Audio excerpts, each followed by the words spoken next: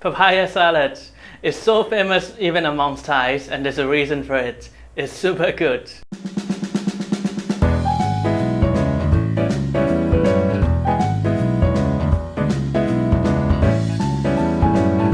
Hi, welcome back to Cook Thai with Momo. With popular requests, today I'll be cooking papaya salad or som tam. First of all, som tam is northeastern cuisine, and some Laotian might be saying that it's not really Thai food. I think we share a lot of heritage, and I think it's fair to share it. There's a lot of variety in som tam. It doesn't necessarily have to be papaya. We can also use cucumber or even fruits to make som tam. Today I'll be cooking the most famous type of som tam, which we call som tam Thai. The flavor profile is balanced between sweetness, sourness and saltiness.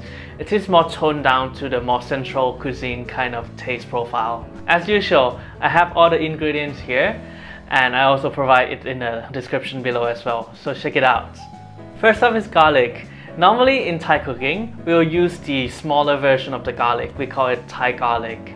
It is much stronger and more fragrant, but at the same time it's harder to find.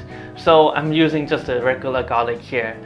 We will need about 3 to 5 cloves of garlic. It depends on your preference, but we'll start with 3 first. Just peel it now and we'll crush it later. Next is chili. This is totally optional. If you like spicy, you can start putting it in. I'm using 2 for today. Normally I use 3, but I know everyone doesn't eat spicy, so I'm using this first. Remove the stem and cut it into large chunks. I'm using cherry tomato today. It tastes slightly better in my opinion, and the most authentic papaya salad also use it as well. But if you already have the normal bigger tomato, it works as well. I sometimes use it too. Cut them into 2 to 3 pieces for each ones. Coming up here is lamb. I am not sure how much we need it. Normally I use only 1 per dish, but sometimes the juice is not as much, so I need another. So I will start with 1 first and see how it goes. I'm rolling it before cutting today because my ones today is not very ripe. This will make it easier to squeeze later on. Cut the lamb and avoid the center, that's where the pits are. Also, in authentic recipe, after squeezing the juice out, they will put some of the lamb skin into the dish too. I think this is mostly for decoration, and so I normally just don't put them in. Next is long green bean.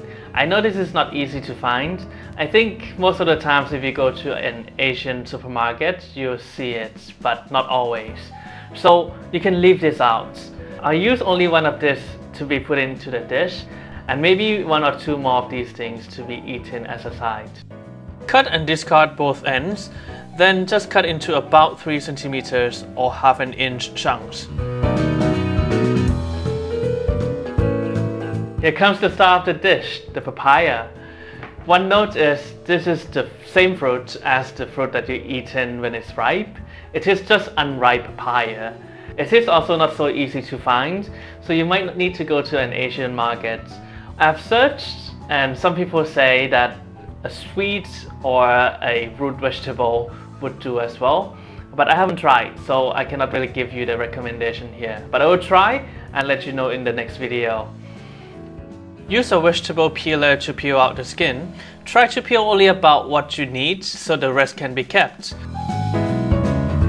After you peel it, you might see the white rubber coming out from the fruit, so you need to give it a quick rinse. Okay, next we need to make it into stripes. This is a way that we usually do in a traditional way. So use a knife and just keep chopping on it quite a few times, and then you scrape it out. However, this is, in my view, pretty dangerous if you're not skillful.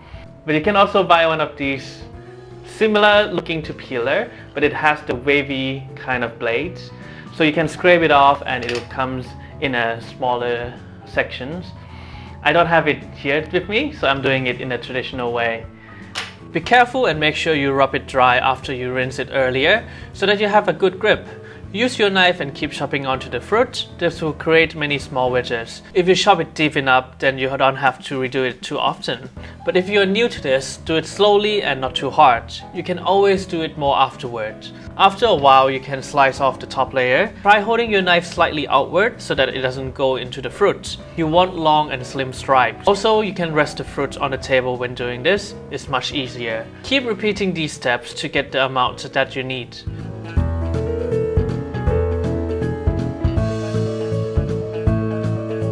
You can also rest the papaya on the table when chopping it.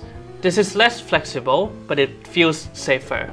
There you have it. It's not totally uniform, but this is the result of using the free hand, which is great because you want some different texture too. Two things before we move on to cooking.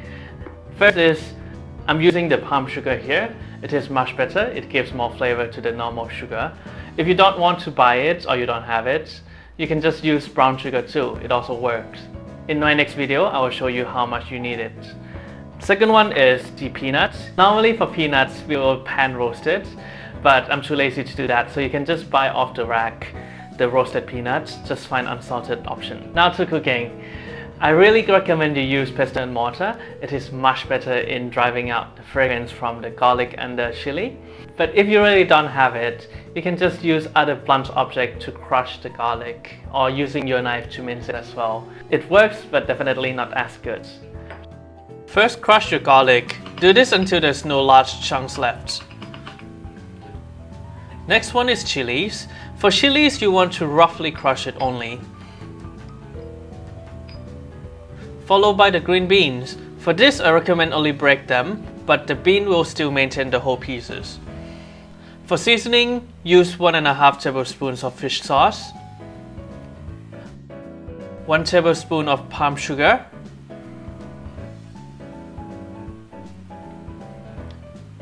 2 to 2.5 tablespoons of lime juice. At this point, the sauce will be super strong, so add 2 tablespoons of water. Lastly, put in tomato and give it a slight squeeze to render out the juice.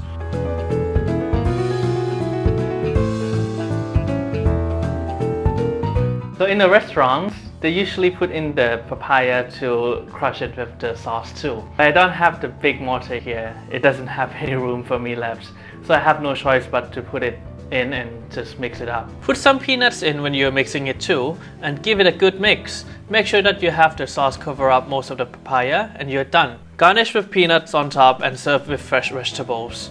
I hope it's easy for you to follow, and as always, if you like the video, please click like and subscribe to my channel. And also don't forget to click that bell button so that you can get the notification for my new video. I'll see you next time. Bye bye.